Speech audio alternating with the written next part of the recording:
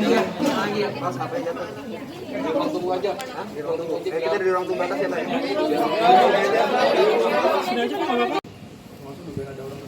Iya. Iya, KDRT fisik. Kan siapa yang wawancara dari kalian pihak sana? Dia bilang nggak ada KDRT fisik. Saya lihat tuh tayangannya di mana entah.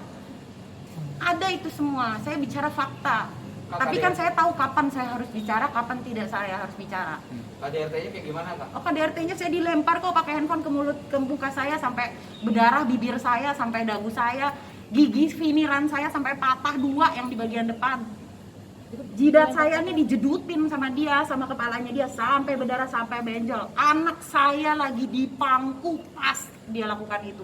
Dia masih mau bilang nggak ada lagi KDRT fisik. Harus tunggu saya ngomong kayak begini dulu.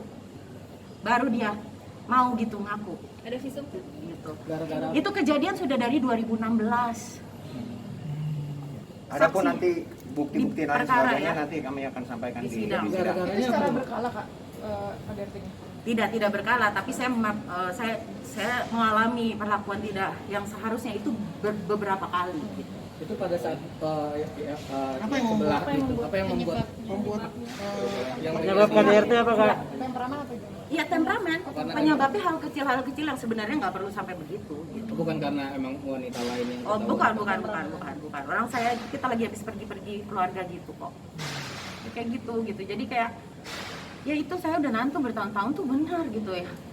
Masa saya harus ngomong, saya harus nahan lagi kasih orang pembuat dosa ini bisa bernapas lega sementara saya terengap-engap gitu. Kayak ya gimana sih gitu. Keadilan aja lah, Mbak, gitu, Mas, gitu. Saya juga mana pernah sih saya kayak gini cari-cari perhatian. Dia iya kali cari-cari perhatian. Saya mah enggak. Saya mah padanya aja. Kerjaan saya tuh kerja saja, jadi ibu, jadi istri yang baik, jadi anak yang baik, kerja saya banting tulang untuk anak saya. Wong saya yang kerja, saya ngidupin anak saya, dia hidupin kita. Enggak. Berarti nggak ada nafkah? Enggak ada. Selama 3 tahun ini? Oh, udah lama banget enggak ada. Sejak kapan Oh, nggak ada lebih. nafkah, Mbak? Dari awal? Dari awal Dia menikah? ke saya pribadi sebagai seorang istri nih mbak ya, nih para wanita, saya tidak pernah mendapat gaji seorang istri, tidak pernah. Dari awal. Dia kasih untuk anak saya uang susu popok dah. Jadi mau bergaya-gaya dia tuh silahkan. Kalau saya emang nggak perlu deh ngomong-ngomong macam-macam, saya bicara fakta. Kan saya bilang jangan lagi berkelit, kalau sudah berdosa tanggung jawab.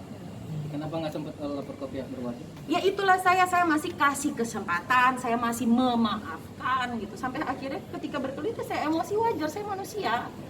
Gitu loh, saya manusia. Karena saya bicara benar-benar apa adanya gitu. Kondisi anak mungkin gimana, Mas? Oh, dia happy. Dia semangatin saya. Semangat ya, Bunda. Bunda jangan lagi sedih-sedih. Bunda jangan takut. Berarti Rafael tahu kelakuan ayahnya seperti itu? Di depan mata dia, Mas, saya lagi mangku di dalam mobil. Semua kejadian itu di depan anaknya. Pada saat Menurut kejadian klien anak saya. seperti apa? Oh, nggak nangis, dia bingung lihat aku, dia pelukin aku. Sempat marah sama ayahnya. Ya, dia juga takut sama ayahnya gitu. Tapi saya sebagai ibu, saya tidak pernah menjelekkan ayahnya kepada anak saya. Saya bilang apapun buruknya dia tetap ayah kamu, Rafael. Kamu harus respect sama dia. Sakit saya bicara seperti itu. Saya yang ibunya diinjak-injak harga diri saya. Happy-happynya sama orang lain. Yang susahnya gua. Ya Mas, kira-kira rekan-rekan media kurang lebih kan itu kan kita sudah bicarakan semua seperti itu. Nah jadi ya mohon lah, tadi Mbak Talita juga udah sampaikan semuanya, tugas dengan matang dan sesuai dengan apa yang dia rasakan, dia alami. Adapun halnya nanti akan kami ajukan sebagai bukti dan lain sebagainya, nanti kami lakukan itu di persidangan. Jadi kira demikian. Dalam tanggal 15 itu masuk dalam pokok perkara. Ya.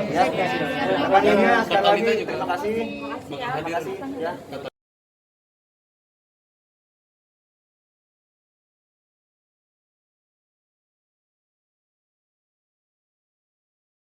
Jangan lupa subscribe ya.